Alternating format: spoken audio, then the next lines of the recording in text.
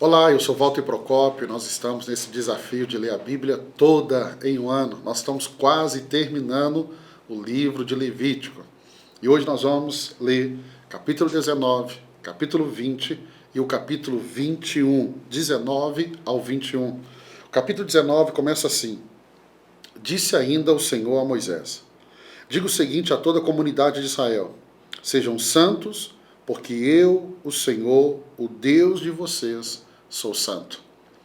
Se você lembrar, no primeira aula do livro de Êxodo, eu chamei a sua atenção para um apontamento de Deus sobre a palavra santo, que ela aparece em Gênesis uma vez, mas a partir daquele momento, a palavra santo, a santidade de Deus, ela é tão apontada, e em Levítico isso fica ainda mais evidente. O que nós temos aqui é uma chamada à santidade. A santidade. A palavra santidade pode parecer pesada, mas ela carrega um significado profundo. Não se trata apenas de evitar o pecado, mas de buscar uma vida que reflita a natureza santa de Deus, de quem Ele é. Deus é santo. Deus é santo. Paulo, em Efésios capítulo 5, verso 1, ele diz assim, que nós devemos ser imitadores de Deus. Eu e você precisamos caminhar para essa vida santa, essa vida bonita, essa vida que agrada a Deus, né? Então, o verso 2 é muito direto. Sejam santos, porque eu, Senhor, o Deus de vocês, sou santo. Então, um convite aqui para a santidade. E aí, o verso 3, respeite cada um de vocês a sua mãe, o seu pai, guarde os meus sábados, eu sou o Senhor, o Deus de você. Aqui, o capítulo 19, são diversas leis, que você vai ver em alguns momentos aqui apontando para os 10 mandamentos. Então, o princípio de honrar pai e mãe, que é o primeiro mandamento com promessa. Então, nós temos esse apontamento de forma tão clara aqui no capítulo 19. E ele vai falar sobre não furtar, não mintar, ali no verso de número 10, né? Não enganem uns aos outros. Aqui nós percebemos que é tão claro, é tão direto. O verso 4, não se voltem para os ídolos. Então são apontamentos que Deus já falou. Aqui não tem novidades, Deus já falou, mas Deus está repetindo. E a repetição é que nos leva a entender. Deus está dizendo, como ele disse lá nos 10 mandamentos, não devem ter. Aqui Deus vai falar do verso 5, quando vocês oferecerem um sacrifício, Deus vai falar a maneira de oferecer o sacrifício ao Senhor. Volto a dizer, não é de qualquer jeito. Do verso 9 ao 18, Deus fala sobre lealdade e honestidade. Não furtem, não mintam, não enganem uns aos outros. Então ele está falando de algo do caráter, da prática individual de cada um. E aí do verso 19 até o 37, nós vamos ter o quê? Nós vamos ter proibições diversas. Deus trazendo instruções tão claras, que fica tão clara quando a gente vê. Verso 28, não façam cortes no corpo por causa dos mortos, nem tatuagem em vocês mesmos. Eu sou o Senhor. Orientações muito claras. E aqui eu explico para você o verso 28, porque nas culturas em volta, o corte no corpo, a tatuagem sobre alguém que morreu, não a tatuagem como você conhece hoje, mas as marcas no corpo, tinha tudo a ver com os rituais religiosos, a demônios. E Deus está dizendo, vocês são santos, vocês são diferentes. Esse é o capítulo 19, mas nós vamos para o capítulo 20. Capítulo 20, nós temos uma advertência tão clara sobre a idolatria. Disse o Senhor a Moisés, diga aos israelitas, qualquer israelita ou estrangeiro que reside em Israel, que entregar um de seus filhos a Moloque, terá que ser executado. O povo da terra o apedrejará. Voltarei o meu rosto contra ele e eliminarei do meio do seu povo, pois deu os seus filhos a Moloque, contaminando assim o meu santuário e profanando o meu santo nome. Gente, isso aqui é tão interessante porque essa primeira sessão fala de Moloque e como que era oferecido os filhos. O filho vivo era oferecido e era queimado vivo a demônios, a esse Deus Moloque. Então nós temos uma orientação tão clara de como devemos cuidar dos nossos filhos, proteger os nossos filhos. Meu irmão, a realidade não mudou. Satanás continua colocando foco nas crianças. Quantas crianças estão sendo oferecidas a esse Deus hoje, a esse demônio hoje, a Moloque. Então nós temos orientações, advertências tão claras contra a idolatria, que era comum nas nações vizinhas, mas não poderia ser comum para a nação de Israel. Por exemplo, verso 6, voltarei o meu rosto contra quem consulta espíritos e contra quem procura médios para segui-los, prostituindo-se com eles, eu o eliminarei no meio do seu povo. Ele diz, consagra-se, porém, sejam santos, porque eu sou o Senhor, o Deus de vocês. Obedeçam os meus decretos e pratiquem-nos. Eu sou o Senhor que santifica. E aí Deus agora começa a trazer as leis de forma muito clara sobre as relações sexuais. Pastor, mas ele já falou isso em outros capítulos, sim, mas ele repete. Se um homem cometer adultério com a mulher de outro homem, com a mulher do seu próximo, tanto o adúltero como a adúltera terão que ser executados. Então Deus traz orientações muito claras sobre as relações sexuais. O ser humano vai ser ser humano e Deus, como Criador, Ele sabe aonde está o problema do ser humano. E o capítulo 20, nós vamos ver no verso de número 27, deixa eu ler com você. Os homens ou mulheres que entre vocês forem médios ou consultarem os espíritos terão que ser executados, serão apedrejados, pois merecem a morte. O que nós vemos aqui? Punição para a prática de feitiçaria e necromancia. Punição para a prática de feitiçaria e necromancia.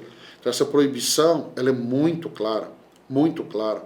E qual que é a reflexão que fica aqui em Levítico capítulo 20? Em primeiro lugar, a ênfase na santidade de Deus. Deus é um Deus santo. A santidade, pastor, está fora de moda. Não, não, não. Deus é santo. Eu e você temos que ser santo.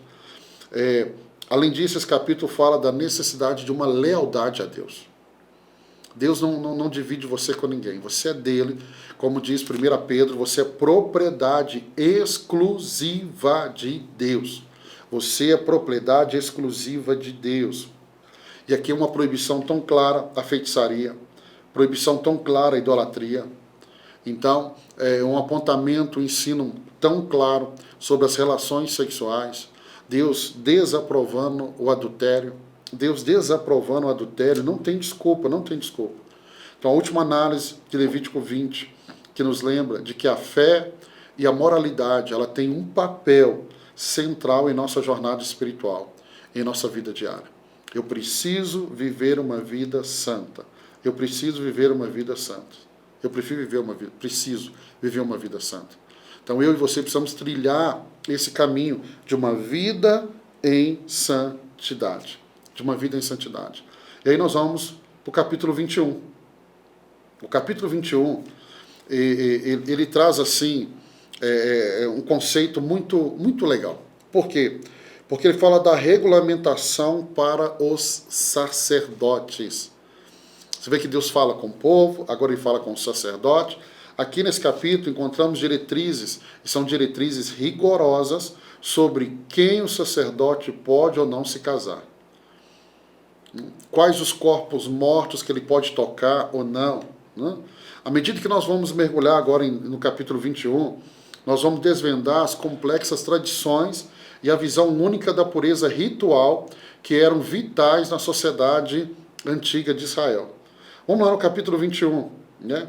Ele fala sobre as restrições aos sacerdotes. Ele começa assim: disse ainda o Senhor a Moisés, diga o seguinte ao sacerdote, os filhos de Arão, um sacerdote não poderá tornar-se impuro por causa de alguém do seu povo que venha a morrer.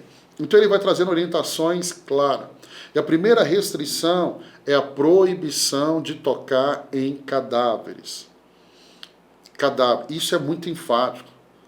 E essa instrução ela é importante e fundamental para compreendermos a mentalidade da época, onde o contato com o corpo morto era considerado impuro e, portanto, inapropriado para aqueles que se dedicavam ao serviço divino, aqueles que dedicavam à purificação do povo.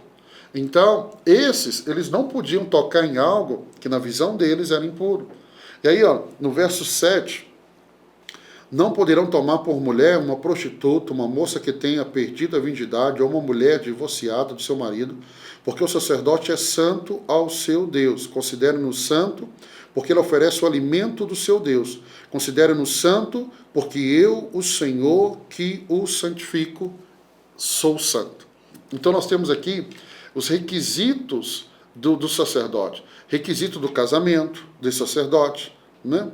Se a gente for aqui, ó, no verso de número, o sumo sacerdote, 10, o sumo sacerdote, aquele que entre os seus irmãos, sobre a cuja cabeça tiver sido derramado o óleo da unção, e que tiver sido consagrado para usar as vestes sacerdotais, não andará descabelado, nem rasgará roupas em sinal de luto. Né? Então, assim, aqui a Bíblia vai trazer alguns requisitos, e eu quero te mostrar isso agora, físicos do sacerdote. Eu vou terminar aqui, verso 16. Disse ainda o Senhor a Moisés: diga a Arão, pelas suas gerações, em um dos seus sacerdotes que tenha algum defeito, poderá aproximar-se para trazer ao seu Deus a oferta de alimento. Então ele fala quais os defeitos. Ele diz assim: nenhum homem que tenha algum defeito poderá aproximar-se. Ninguém que seja cego. Aqui ele está falando da questão física mesmo, mas nós precisamos entender isso pela linha espiritual, pelo entendimento espiritual. O cego é aquele que não tem visão. Você não pode ter um sacerdote que vai te representar diante de Deus que não tenha uma visão. Não poderá ser aleijado, que tenha o rosto defeituoso ou corpo deformado, ninguém que tenha o pé ou a mão defeituosa, ou que seja corcunda ou anão, ou que tenha qualquer defeito na vista, ou que esteja com feridas porulentas, ou com fluxo, ou que tenha testículos defeituosos. Nenhum descendente do sacerdote de Arão que tenha qualquer defeito poderá aproximar-se para apresentar ao Senhor ofertas preparadas ao fogo. Aqui ele está falando de uma realidade física, mas eu interpreto isso como a partir do espiritual. Então, quando ele fala da estatura, ele está falando, o sacerdote é alguém que tem que crescer. O sacerdote, ele não pode ser aleijado. O sacerdote é aquele que está representando o povo, é aquele que está à frente, é aquele que tem que ter agilidade.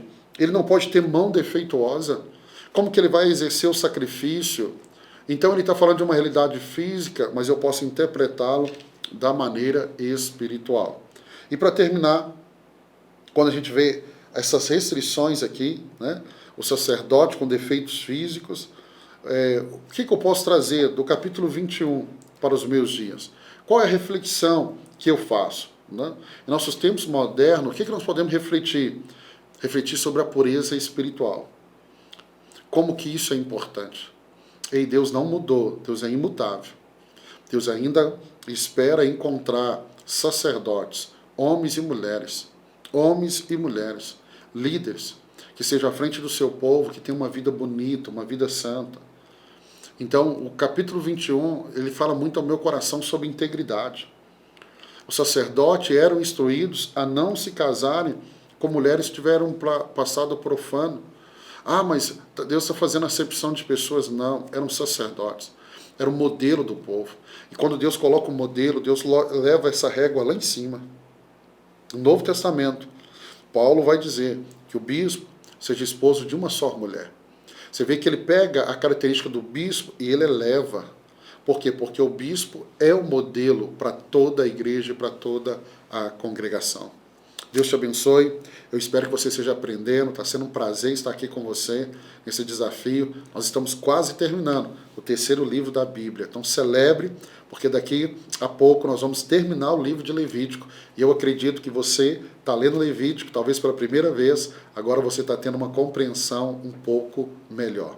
Deus te abençoe. Se Deus permitir, eu te encontro aqui amanhã para estudarmos juntos as Sagradas Escrituras. Deus te abençoe.